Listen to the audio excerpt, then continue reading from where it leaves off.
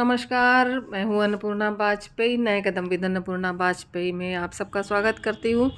और आज कुछ खास बना रही हूँ और शायद आपने इसको आज तक कहीं देखा नहीं होगा। जो मैं डीआईवाई बना रही हूँ, तो अंदाज़ा लगाइए कि क्या बन रहा है और इसको देख के समझिए कि क्या चीज़ है और किस पर मैं ये बना रही हूँ। मैंने इस पर जो है एक छोटी सी पेंटिंग बनाने की कोशिश की है और पूरा वीडियो देखिए, फिर बताऊंगी अंत में कि किस पर मैंने ये बनाया है।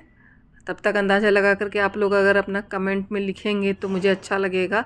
और ये भी बताइएगा कि आप कहाँ से देख रहे हैं और आपको क्या समझ में आया ये देख करके कि क्या है ये। तो चलिए देखते रहिएगा। और कुछ ख़ास बातें आज करना चाहती हूँ आपसे, वो ये हैं कि जैसे कि मान लीजिए कभी आपके पास समय होता है और समय जो है खाली रहते हैं आप, तो उसका सदुपयोग किस तरीके से करें। तो मेरा ये मानना रहता है कि आप जब भी कोई भी समय आपके पास होता है, जब भी आप खाली रहते हैं, तो आप उसको यूटिलाइज़ करिए। कभी भी आप खाली मत बैठिए। चाहे तो आप पुस्तकें पढ़िए, किताबें पढ़िए। इतनी सारी किताबें हैं, हमारे सनातन धर्म की किताबें हैं। अगर धर्म की किताबें आप नहीं पढ़ना चाहते तो कोई कोर्स की किताब उठा लीजिए, चाहे तो बच्चों की किताबें उठा लीजिए। अगर आप लेडीज़ हैं तो लेडीज़ हैं या जेंट्स हैं, जो भी हैं आप, मतलब आपका समय नहीं कटता है, चाहे उम्र दराज है या उम्र दराज नहीं है, यंग है, आपका समय नहीं कट रहा है, आपको लग रहा है कि अब मैं बहुत डिप्रेशन में जा रही हूँ, मुझे बहुत समस्या हो रही है, मुझे देख करके लग रहा है कि वो मुझे तंग कर रहा है, वो मेरे लिए ऐसा कर दे रहा है, वो मुझे ऐसा कर दे रहा है। तो ये आपके मन के भाव हैं। आपके मन में जो कुंठा आ रही है, उस कुंठा को निकालने के लिए आपको कहीं ना कहीं जो है अपना समय को इंगेज करना पड़ता है। तो ये मेरा जो मानना है वो ये है कि अपने समय को मैं किस तरीके से यूटिलाइज़ करूं, और मैं आपके सामने देखिए मैं कर भी रही हूं। मैं इसी तरीके से अपना समय यूटिलाइज़ करती हूँ। मैं कभी भी जो है बैठ करके खाली ये नहीं सोचती कि मुझे ही फ़लाँ ने ऐसा तंग किया, फ़लाँ ने वैसा किया या उसने ऐसा किया। क्योंकि क्या है कि लोगों का क्या है, कुछ भी कहेंगे और कह कर के चले जाते हैं, और हम पूरे समय अपने मन को दुखी किए रहते हैं और बैठे रहते हैं, उसी बात को पकड़ के बैठे रहते हैं। क्योंकि हमारे पास उतना समय होता है तभी तो हम उतना समय कर पाते हैं, तभी तो हम अपने समय को जो है बर्बाद कर पाते हैं इन सारी बातों को सोचने में, अपना उन सबको करने में। क्योंकि अगर आपके पास क्रिएटिव माइंड होगा तो आप अपना दिमाग क्रिएटिव तरफ लगा देंगे और बिल्कुल भी आप इन सब फालतू की बातों को नहीं सोचेंगे कि फ़लाँ ये कर रहा था, फ़लाँ वो कर रहा था। क्योंकि ये एक नकारात्मकता की पराकाष्ठा होती है। जो आप ये सोचते हैं कि उसने हमारे ऊपर ऐसा जादू करा दिया, टोना करा दिया, तो ये बिल्कुल भी बकवास टाइप के लोग होते हैं। मुझे तो ऐसे लोगों से भी चिढ़ होती है कि वो ऐसे समाज में क्यों हैं। वो उनको तो अलग समाज में बिठा देना चाहिए कि वो हमारे ऊपर जादू टोना कर दे रहे हैं। तो ऐसे लोगों को बिल्कुल समाज से बहिष्कृत कर दिया जाना चाहिए। बिल्कुल, मतलब मुझे बड़ी चिढ़ होती है ऐसे लोगों को देख करके। मुझे वो और ना मैं ऐसे लोगों को कभी माफ़ भी नहीं कर पाती हूँ कि जो इस तरीके की जो बकवास कर रहा होता है या किसी के ऊपर ऐसे इल्ज़ाम लगा रहा होता है। तो क्योंकि ये तुम्हारे अपने मन की जो है पराकाष्ठा है, तुम्हारे निगेटिविटी की पराकाष्ठा है कि तुम उस निगेटिविटी को इस तरीके से जी रहे हो और उसको तुमने ओढ़ रखा है। तो वो अपना ओढ़ते रहो, वो तुम्हारी अपनी समस्या है, तुम दूसरों के ऊपर क्यों थोपते हो। तो मैं जो है थोड़ा सा इन सब चीज़ों को नज़रअंदाज करने के लिए अपने आप को व्यस्त रखती हूँ। तो मैं बाकी लोगों से भी यही कहना चाहूँगी कि आप लोग भी इसको अपने समय को यूटिलाइज़ करिए। कोई ज़रूरी नहीं है कि आप जो है मेरी तरह इस तरीके से पेंटिंग करने लग जाएं, पेंटिंग बनाने लग जाएं, या कुछ भी करने। जो आपका इंटरेस्ट का काम हो, आपको पुस्तकें पढ़ना पसंद है, आप पुस्तक पढ़िए। आपको कुकिंग पसंद है, आप कुकिंग करिए। आपको गाना पसंद है, आप कमरा बंद कर लीजिए, आराम से बैठ के गाने गाइए। आपको जो पसंद आता है वो काम करिए, लेकिन आप अपनी पसंद के अनुसार काम करिए। आपको जो भी सही लगता है, जो आपको इंटरेस्ट का काम है, आप उसको करिए। और करने के साथ उसको अपने आप उसको जीने की कोशिश करिए। क्योंकि अगर आप उसको जीना नहीं जीने की कोशिश उसके साथ नहीं करेंगे, उसके साथ जिएंगे नहीं, तो आप अवश्य ही परेशान रहेंगे और दूसरों को भी परेशान करते रहेंगे। ये मेरा मानना है। और बाकी सबका अपना अपना मानना हो सकता है। लोग दूसरों को ही तंग करके उन्हें खुशी मिलती है, तो वो उनकी अपनी जो है अपना विवेक है और अपनी जो है छद्म बुद्धि मैं कहूँगी कि ये उनका जो है उनके मन का छद्म वेश है, जो वो ये समझ लेते हैं कि मैं ऐसे करके मैं बहुत खुश हूँ। तो ये उनकी क्षणिक खुशी है, तो वो अपना उस खुशी को ढूंढ लें, उसी में खुश रहें, कोई दिक्कत नहीं है। अब आपको किसी को काट करके मान लीजिए चाकू सब्जी पर गिरे या सब्जी चाकू पर गिरे, बात तो एक ही है, कटती तो सब्जी ही है ना। तो आप चाहे जो कुछ भी करिए, नुकसान आपका ही होने वाला है। तो ये मेरा मानना है कि अगर आप अपनी बुद्धि को, अपने विवेक को सही जगह पर इस्तेमाल नहीं करते हैं, तो निश्चित रूप से नुकसान आपका ही होने वाला है और किसी और का नहीं। आप भले अपनी ईर्ष्या में दूसरे का जो है समय वो कर सकते हैं, दूसरे के मानसिक हार्मोनी को थोड़ी देर के लिए जो है तंग कर सकते हैं, उसको परेशान करने की कोशिश कर सकते हैं। लेकिन जो व्यक्ति आपकी इन सब बकवास टाइप की बातों से परेशान होना नहीं चाहता, तो उसको आप नहीं परेशान कर कर सकते हैं।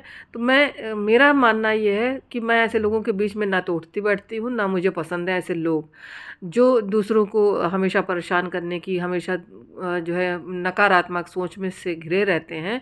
तो मैं ऐसे लोगों के साथ उठना बैठना भी पसंद नहीं करती हूँ, क्योंकि मेरा इतना समय ना तो मेरे पास है, ना मैं इतना उन लोगों के साथ अपनी एनर्जी वेस्ट नहीं करना चाहती।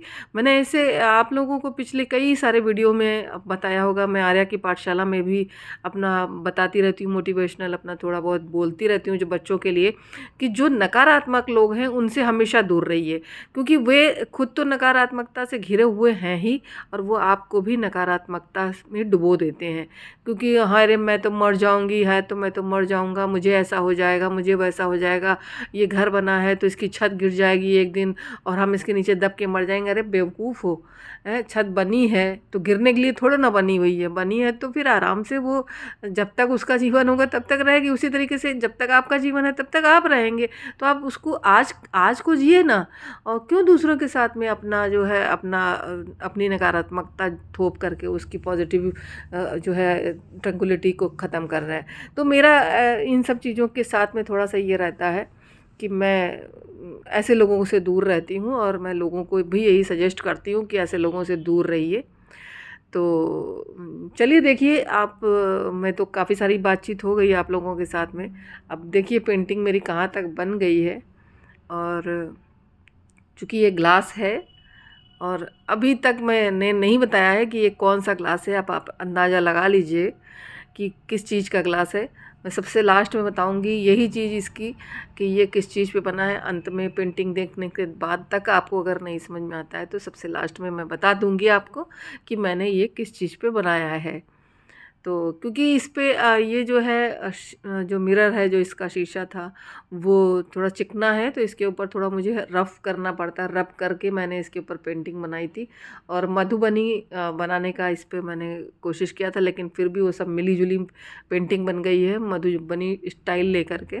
तो क्योंकि मधुबनी जनरली होता है किनारे बहुत सारी अच्छी किनारी बना करके, बॉर्डर बना करके, चाहे तो आपका साड़ी का किनारा हो, चाहे तो जो आप चित्रकारी कर रहे हैं उसमें भी किनारे खूब अच्छे से सजाए जाते हैं। तो उसमें जो है अल्पना टाइप सी चीज़ें बनती हैं, और इस तरीके से तो ये मैंने कोशिश की है कि इसके ऊपर वो सारी चीज़ें उकेरी जाएं।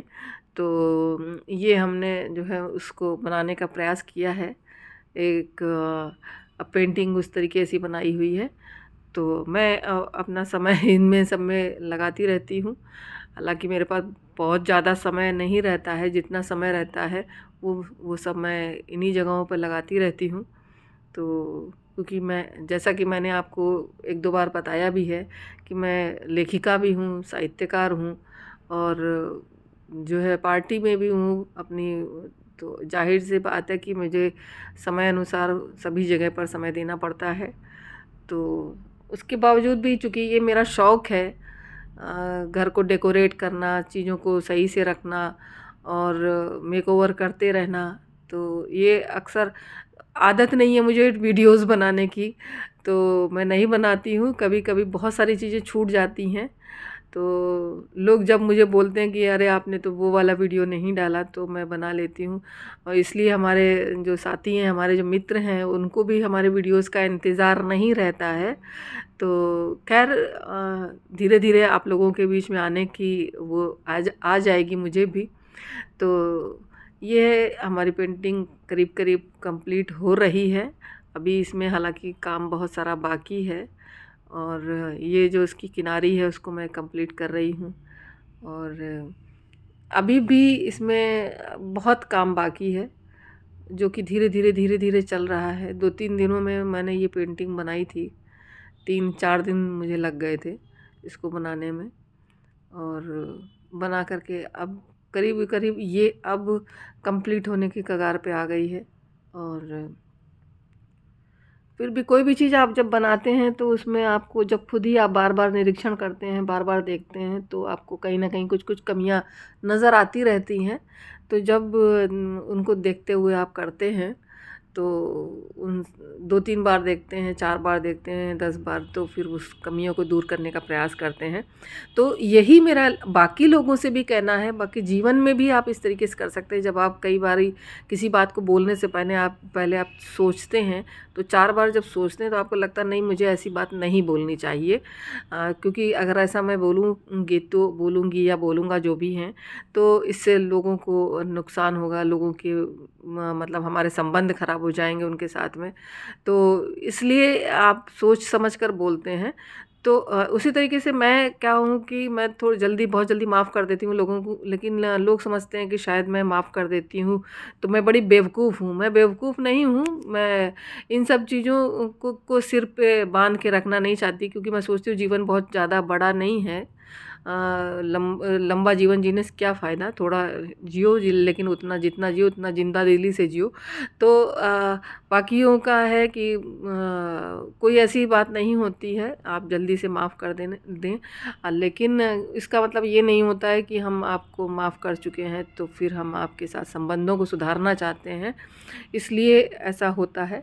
तो ये है कि हम अपने मन में पाल के नहीं रखना चाहते, इसलिए हम माफ़ कर देते हैं। तो ये है कि चलिए, और धीरे धीरे हर चीज़ को पॉलिश करते रहना चाहिए। तो मैं संबंधों के साथ भी ऐसे ही करती हूँ, उन्हें भी पॉलिश करती रहती हूँ। तो ये देखिए बढ़िया पॉलिश मैं इस पेंटिंग पे कर रही हूँ, ये वार्निश कर रही हूँ, ताकि वो जो मैंने एक्रिलिक पेंट इस पे लगाया है वो छूटे नहीं पानी वानी गिरने से।